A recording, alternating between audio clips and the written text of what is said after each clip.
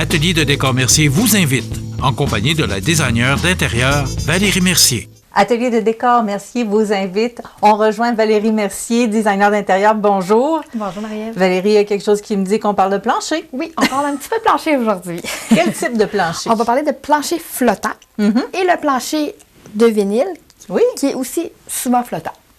Ben, OK, on va avoir plus de détails, là, mais je veux qu'on voit comment ça fonctionne. D'abord, le plancher flottant. Ça, on le voyait beaucoup dans les sous-sols. Oui, donc le plancher flottant est un produit très, très, très populaire.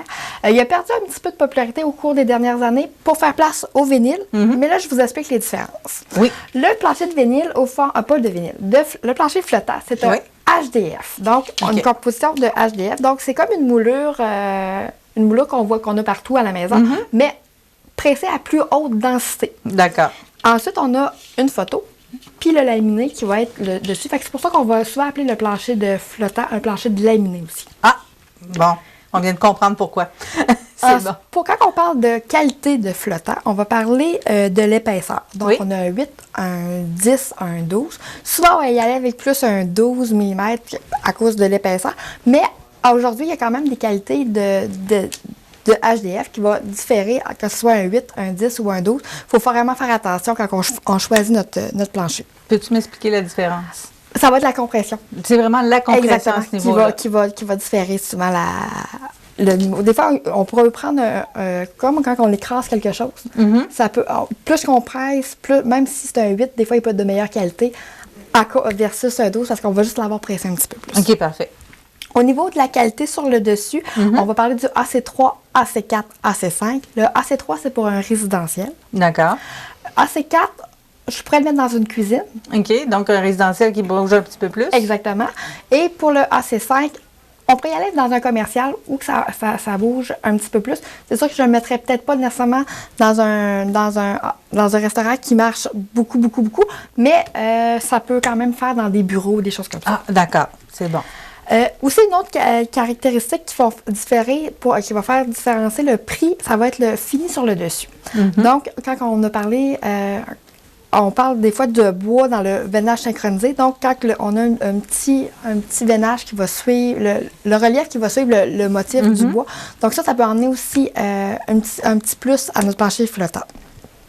Ça va être un petit peu plus cher à ce moment-là? Pas nécessairement? Des fois, ça va être un petit peu plus cher parce que il y a plus de motifs, il va être plus réel. Exactement. Ouais. Il va faire paraître un petit peu plus réel qu'un plancher flottant. Donc, c'est ça qui va faire qu'il va peut-être des fois être un petit peu plus élevé. Et on a le clip. Le clip, si c'est pas une bonne qualité, clairement, on va en avoir de tous les prix. Mais si on n'a pas un bon clip, on va avoir des problèmes parce qu'il peut décliper. Mais si on veut vraiment pas ça. Exactement. Souvent, le plancher flottant, on va l'installer nous-mêmes aussi. Oui, souvent. Donc, c'est ça qui est la beauté de la chose avec un plancher flottant, c'est que tout le monde peut l'installer. Tout le monde qui est manuel, bien évidemment. Oui. Bon, il y a toujours des limites, c'est sûr. Donc, c'est ça. Le plancher flottant, lui, va avoir besoin d'une membrane pour éviter les craquements avec le contreplaqué pour le bruit, puis pour aider aussi l'acoustique parce que ça fait quand même beaucoup de bruit un flottant. D'accord. Dans les dernières années, on a parlé un petit peu plus de plancher de vinyle. Plancher de vinyle, au fond, l'avantage que ça a comparativement avec un plancher flottant, c'est la résistance à l'eau. Plancher de vinyle est fait en vinyle, donc on a quand même eu des mauvaises expériences de vinyle dans le passé. On se dépêche vite à faire l'historique du plancher de vinyle. Le plancher de vinyle, à la base, était en vinyle vierge. Donc, quand on l'a mis devant des portes patio, on a eu des problèmes de variation de température. Bien sûr. Par la suite, on a eu le WPC. Donc, un WPC, c'est la structure va être avec des particules de bois. Ah, OK. Certaines compagnies vont avoir très bien réussi leur formule, mais la majorité va avoir échoué encore une fois. Donc, devant des portes patio, devant les grands espaces, on a eu des problèmes de stabilité.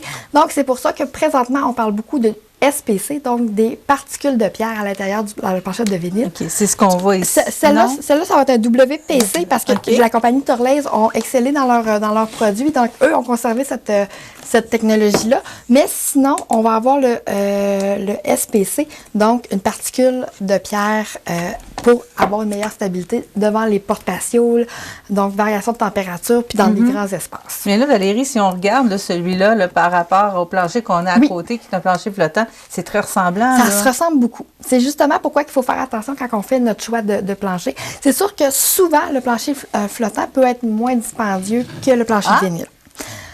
Donc, mais on ne faut pas oublier au niveau de l'entretien que le plancher de vinyle va être plus facile à entretenir. Exactement. Exactement. Donc, c'est pour ça que souvent on va y aller avec tout dépendamment du budget, avec soit un flottant ou le vinyle. Mais le vinyle va avoir des belles particularités, justement, si on est dans une salle de bain, devant un évier de cuisine, un îlot. Ça peut être intéressant d'avoir un plancher de vinyle. S'il y a de l'eau, le lave-vaisselle va avoir un petit peu plus d'eau à cet endroit-là. Donc, ça peut être intéressant. Ou même dans une entrée, ça peut être intéressant d'avoir un plancher de vinyle. Oui. Donc, quand on veut mettre le même plancher à la grandeur de la maison, le vinyle va être un meilleur produit. Ça look quand même, là. Exactement. Ça look très bien, là, maintenant. Puis, tantôt, on parlait que ça pouvait s'installer nous-mêmes, le flottant. Bien, le vinyle aussi. Donc, il y a plusieurs manières d'installation. On a le collé. Le collé, quand on a une surface un petit peu moins belle, donc caroteuse, pas caroteuse, mais avec un dénivelé ou peu importe. C'est ça. Le collé Moins va lisse, là. exactement. Le collé va être une très bonne option. Il faut faire attention quand on dit qu'il est moins lisse parce que le vinyle, étant donné qu'il est moins épais qu'un plancher flottant, il va épouser un petit peu plus la forme. Donc, il faut vraiment avoir une préparation de plancher plus parfaite à ce moment-là quand on a un plancher de vinyle. OK, quand même. Oui, parce que c'est épais, là, mais c'est quand même impressionnant. Mais c'est mou. C'est mou. C'est ça. Donc si on a quelque chose qui est carotteux un petit peu en dessous, puis qu'on n'a pas fait une belle préparation, on peut avoir des mauvaises surprises. On va le sentir ou on va le voir. C'est bien de se référer à notre vendeur de plancher pour qu'il nous explique vraiment jusqu'où que le plancher qu'on choisit peut se rendre. Parce que j'ai des planchers qu'on peut installer par-dessus une céramique, sans avoir aucune préparation, mais j'en ai d'autres que si on fait ça, on va avoir un problème à quelque part. Et c'est quoi la différence? Ça va de la composition, l'épaisseur. Donc, comme je vous parlais, le WPC va souvent épouser un petit peu plus donc les petits dénivelés, les joints de céramique qu'on peut voir, versus un produit comme ça ou comme ça qu'il va falloir faire un glaisage par-dessus les joints de céramique existants. Donc, c'est vraiment vous autres qui allez pouvoir nous expliquer tout ça, là, selon ce qu'on va avoir choisi. Parce que chaque cas est différent. C'est bon à savoir, ça? C'est bon à savoir. Donc, quand on parle plancher de vinyle, on a plusieurs possibilités. Soit qu'on y va avec, donc j'ai dit le collé, on a le clippé, puis on a le lousselé, qu'on peut mettre, donc on colle le pourtour et on laisse le centre flottant. Ça a l'air quand même assez simple quand on en parle. Oui, quand même assez simple. C'est sûr que tout dépendamment, encore là, je dis c'est cas par cas, donc tout dépendamment de la pièce, l'utilisation, des fois, on dit de le coller à grandeur, mais souvent, on est capable pour une petite pièce de le faire juste le pourtour et on est correct. Dans la planchette de vinyle, contrairement au plancher flottant, on n'a pas juste de l'imitation de bois, on peut avoir des imitations de céramique. Oui, c'est très beau. Donc, de plus en plus, soit des modèles un peu plus béton ou terrazzo, c'est céramique. moins froid. Exactement. Exactement. Tantôt, avec le plancher flottant, on parlait de mettre une membrane. Souvent, la membrane n'est pas recommandée avec un plancher de vinyle parce que, étant donné qu'il est plus mince, si on met une membrane trop molle, on va faire forcer le joint. Le clip. Donc, c'est pour ça qu'il faut souvent y aller avec... Ils ont déjà des membranes intégrées pour un petit peu l'acoustique. Donc, on rajoute une qui est spécifique au vinyle. On ne met pas n'importe quelle membrane en dessous d'un plancher de vinyle. Celle-là, entre autres, c'est beaucoup moins épais là, que... Exactement, beaucoup moins épais. C'est ça. Donc, quand on a des fois aussi des problèmes d'épaisseur, ça nous donne une chance pour arriver égal aux autres planchers existants dans la maison. Au niveau de l'entretien? Super simple. Donc, beaucoup plus résistant à l'eau, comme on parlait. Donc, ça nous donne une chance, si on veut mettre de l'eau, des produits d'entretien un peu plus d'usage normal qu'on peut mettre. Il y a sûrement des points négatifs quand même, des inconvénients. Les inconvénients de la planchette de vinyle, c'est vraiment la surface. Si la surface n'est pas prête à recevoir, elle n'est pas faite pour recevoir ce type de plancher, on peut avoir des gros problèmes justement pour que ça déclipe. Encore là, il y a beaucoup de mauvais produits sur le plancher que le clip va mal forcer, qui va décliper, qui va casser. Donc, c'est ça qu'il faut faire attention. Encore là, ça l'explique souvent le prix d'un plancher à l'autre. Mais si on ne veut pas avoir de problème, il faut s'assurer qu'on a un clic de qualité qui ne cassera pas aux premiers impacts, puis à s'assurer qu'on a une belle surface.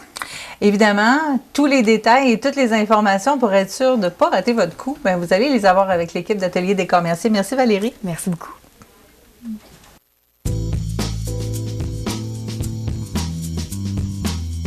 Atelier de Décor Mercier vous invite en compagnie de la designer d'intérieur Valérie Mercier.